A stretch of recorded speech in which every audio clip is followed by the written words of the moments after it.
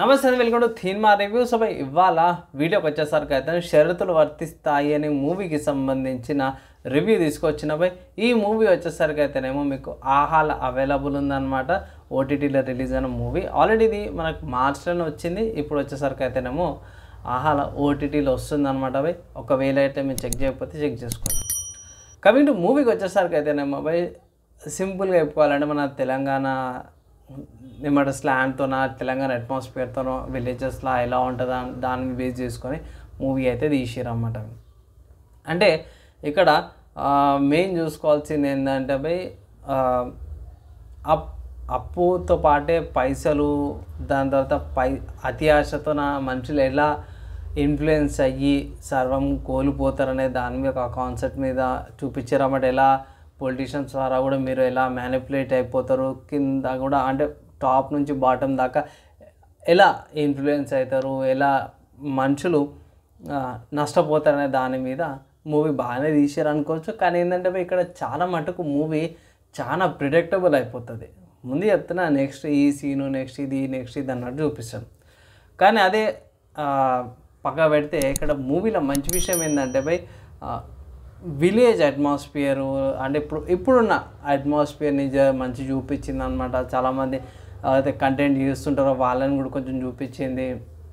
ఇప్పుడున్న జనరేషన్లో ఎవరైతే రియల్గా పొలిటీషియన్లకు వెళ్ళాలి, సర్వీస్ చేయాలనుకున్న వాళ్ళని కూడా చూపించారు.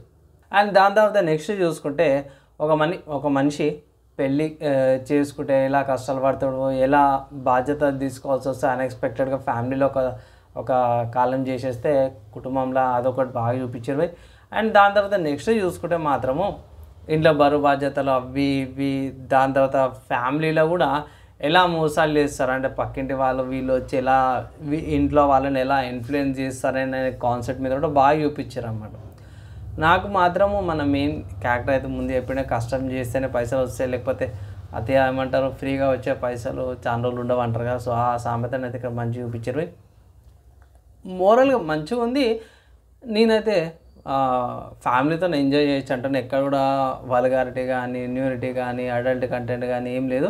అక్కడక్కడ ఆమెకి ఆల్కహాల్కి సంబంధించిన సీన్స్ ఉంటే సో పర్లేదు, యాక్సెప్టెడ్ అయిపోయి అందరూ అదే అలవాటు అయిపోయారు కాబట్టి సో స్కిప్ చేసుకోండి. ఎట్లయినా ఓటీటీలు ఉంటాయి కదా, సీన్ స్కిప్ చేసుకోండి అంతే, పర్లేదు. అక్కడక్కడ చిన్న చిన్న గొడవల్లాగా చూపిస్తారన్నమాట, పర్లేదు, డీసెంట్గా ఉంది, ఎంజాయ్ చేయొచ్చు. ఫ్యామిలీతో కూర్చొని చూడాల్సిన మూవీ అయితే ఇదన్నమాట. ఎంజాయ్ చేస్తారు, ఫ్యామిలీతో చూసే మూవీ అనుకోవచ్చు. ప్రశాంతంగా ఏ టెన్షన్ లేకుండా చూడొచ్చు అనమాట. అండ్ మీరేమనుకుంటారు ఒకసారి ఒపీనియన్ కింద కామెంట్ చేయండి. ఫైనల్గా నేను ఈ మూవీకి ఇచ్చే రేటింగ్ చూసుకుంటే మాత్రం 2.25/5 రేటింగ్స్ ఇస్తున్నాను. ఇంకొంచెం ఎక్కువ ఇవ్వచ్చు కానీ అంటే సో మెయిన్ కారణం అయితే ముందు చెప్తున్నా కాబట్టి ప్రిడిక్టబుల్ ఉంది. అంటే నెక్స్ట్ ఈ సీను అది నెక్స్ట్ ఇదే కదరా అన్న సిచ్యువేషన్స్లాగా అనిపిస్తుంది కాబట్టి నేను మూవీకి రేటింగ్ తక్కువ ఇవ్వాల్సి వచ్చింది. లేకపోతే ఇట్లా 2.75 or 3 ఇచ్చే ఛాన్సెస్ ఉండే అనమాట. అండ్ దీంట్లో మన ఐ థింక్ V6లో యాంకర్ ఎవరు అవుతున్నారు, ఒక పోలీస్ కానిస్టేబుల్ లాగా యాక్టింగ్ కూడా చేసింది అనమాట. సో ఆమె కూడా ఒక మంచి రోల్ అయితే వచ్చింది. సో ఎలా అనిపించింది మీ ఒపీనియన్స్ కింద కామెంట్ చేయండి. నచ్చింది మంచిగా అనిపిస్తాం పక్కా లైక్ అండ్ షేర్ చేయండి. నెక్స్ట్ వేళ కలుసుకుందాం.